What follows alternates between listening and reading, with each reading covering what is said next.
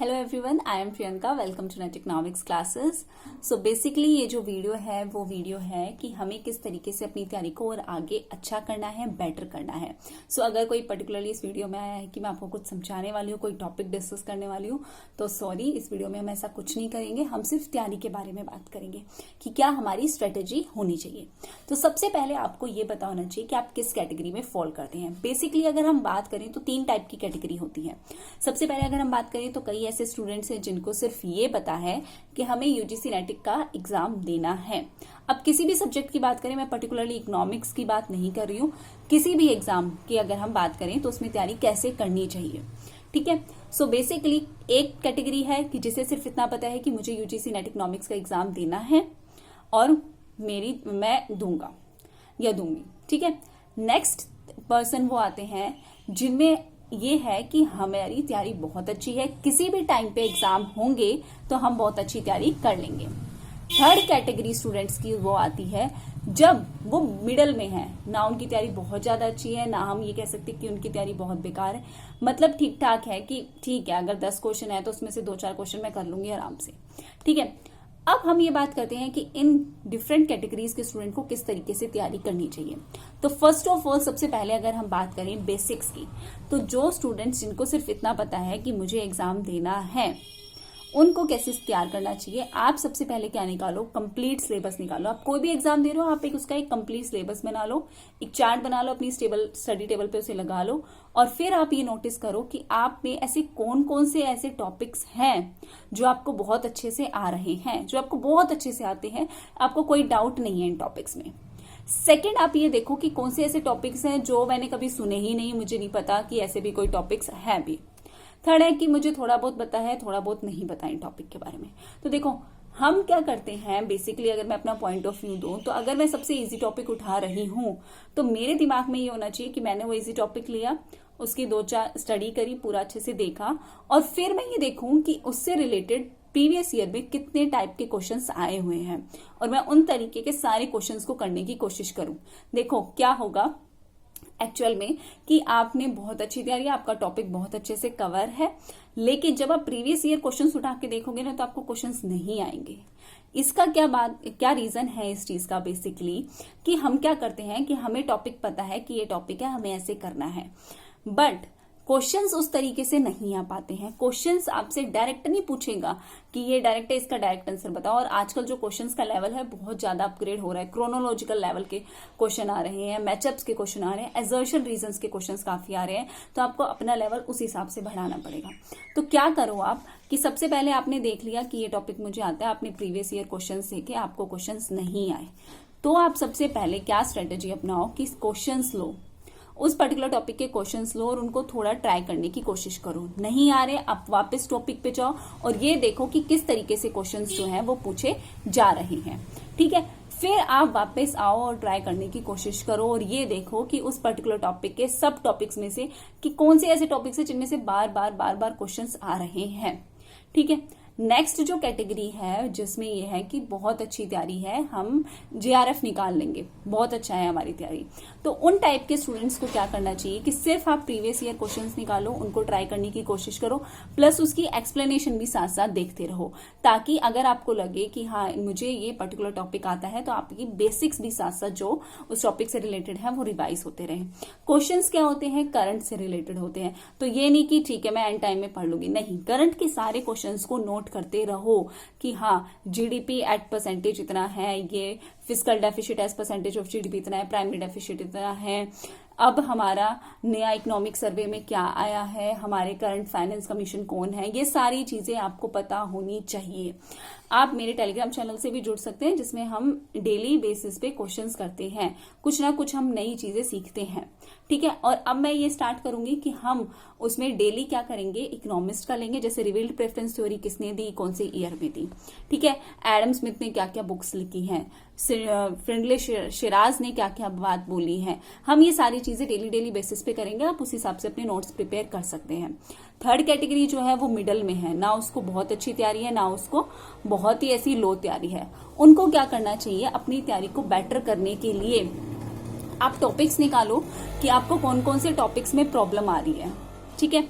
कौन कौन से टॉपिक्स आपको नहीं समझ में आ रहे हैं, उन टॉपिक्स को आप ढूंढो। ऐसा नहीं है आप चाहे एक बुक लो लेकिन उसी बुक में से आगे पढ़ते रहो। आप 10 लोगों से पढ़ रहे हो, 10 लोगों से राय मांग रहे हो, कोई फायदा नहीं होगा, कुछ भी नहीं होने वाला, क्योंकि सबके अपने अपने पॉइंट ऑफ व्यू होती है, अपना अपना एक्सपीरियंस होता है जिससे वो बात बताते हैं। ठीक है, अब हम बात अगर करें तो आपको सबको पता होगा कि लॉकडाउन जो है वो कितने टाइम से चल रहा है। कई सारे ऐसे लोग होंगे जिन्होंने बहुत सारा टाइम वेस्ट कर दिया होगा, कई ऐसे होंगे जिन्होंने बहुत अच्छी तैयारी की, बहुत अच्छा फायदा भी उठाया इस लॉकडाउन का। तो देखो टाइम है ना, कभी आप ये मत सोचो कि ठीक है अब मुझे टाइम मिल गया मैं और अच्छी तैयारी कर लूंगा, टाइम मिल गया और अच्छी तैयारी। जितना आपको टाइम मिलता जाएगा ना उतनी आपकी तैयारी और भी ज्यादा कम होती जाएगी। ये हमारे दिमाग होता है, ऐसे ही होता है। हम यही सोचते हैं हम ह्यूमन बीइंग है, हम कोई बहुत बड़े सुपर हीरो या वो नहीं है कि ठीक है कुछ भी होगा हम तो भाई बहुत स्मार्ट है, हम सब कुछ कर लेंगे।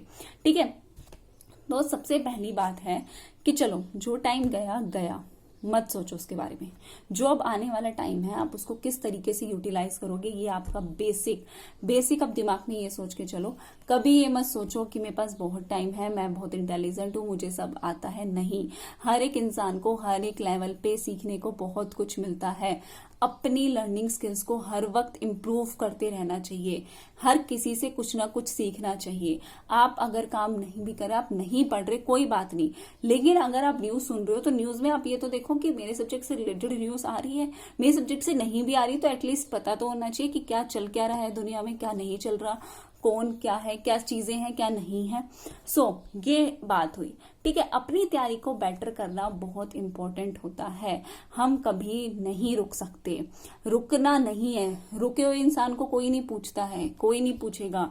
आपको हमेशा चलते जाना है। चल भी नहीं पा रहे, रेंग लो, कुछ तो कर लो, कुछ तो करना ही पड़ेगा। ऐसी जिंदगी नहीं चलेगी, कभी नहीं चलेगी।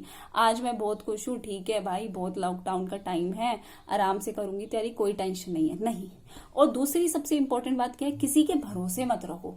भाई मैंने इस पर्टिकुलर चैनल को सब्सक्राइब कर दिया, अब मैं इसमें जो आ रहा है बस उसी को पढ़ूंगा, मेरा अपना कोई रोल नहीं होगा, सामने वाला देखे जो देखे। प्लीज आप किसी भी एजुकेटर से पढ़ो, मैं ये नहीं कह रही मुझसे पढ़ो, किसी से भी पढ़ो, लेकिन आपका मोटिव ये होना चाहिए कि भाई अगर मैं इस पर्टिकुलर चैनल से रिलेटेड हूं तो मुझे मैं वीडियो देख रहा हूँ, ठीक है बहुत अच्छा है, लेकिन सिर्फ उसी पे ही स्टिक ना रहूं। अपनी तैयारी को अपने तरीके से, हर कोई स्मार्ट होता है, देखो हर कोई, मैं ये नहीं कह रही कि मैंने बहुत झंडे उखाड़ रखे हैं या मैं ये हूं मैं वो हूं, नहीं, कोई नहीं है, सब बराबर है, सब इक्वल है।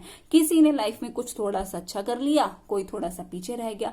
देखो इसलिए सबसे इंपॉर्टेंट है कि आप अपने ऊपर भरोसा रखो। सेल्फ कॉन्फिडेंस इंसान का जिस दिन खत्म हो गया ना उस दिन वो कुछ नहीं कर पाएगा। कॉन्फिडेंस रखो भाई, मैं बहुत अच्छा हूं, मैं कर लूंगा, नहीं आ रहा हेल्प लो। भाई सब कोई बहुत अच्छा तो है नहीं, मैं ये नहीं कह रही कि मेरे को तो सब कुछ ही आता है, भाई कुछ भी पूछ लो, मैं तो बहुत सुपर डुपर इंटेलिजेंट हूं, नहीं, ऐसा नहीं है, नहीं है। मुझे भी बहुत सारी चीजें सीखने को मिलती है, हर किसी को सीखने को मिलती है। भाई मैं हर वक्त अगर मैं देख रही हूँ तो मुझे आप लोगों से बहुत कुछ सीखने को मिल रहा है, मोटिवेशन मिल रही है कि हाँ यार अगर मैं कर रही हूँ, मैं ये नहीं कह रही मेरे को सब कुछ आता है, नहीं, आप लोगों से बहुत कुछ सीखने को मिलता है। सबसे पहले मैंने सोचा मैं प्रीवियस ईयर क्वेश्चंस पे बनाती हूँ, ठीक है, प्रीवियस ईयर क्वेश्चंस के 42-43 वीडियोस बना के मैंने डाली होंगी। फिर मुझे लगा कि नहीं यार सिर्फ प्रीवियस ईयर क्वेश्चंस थोड़ी ना, बेसिक्स भी इंपॉर्टेंट होते हैं, बेसिक्स पढ़ो, फिर बेसिक्स से रिलेटेड सारे क्वेश्चन करो। ऐसा नहीं आप छोड़ दो, आपको ये पता चलेगा कि ये पर्टिकुलर टॉपिक इतना इंपॉर्टेंट था। भाई मैं तो इसको छोड़ के चल रहा था।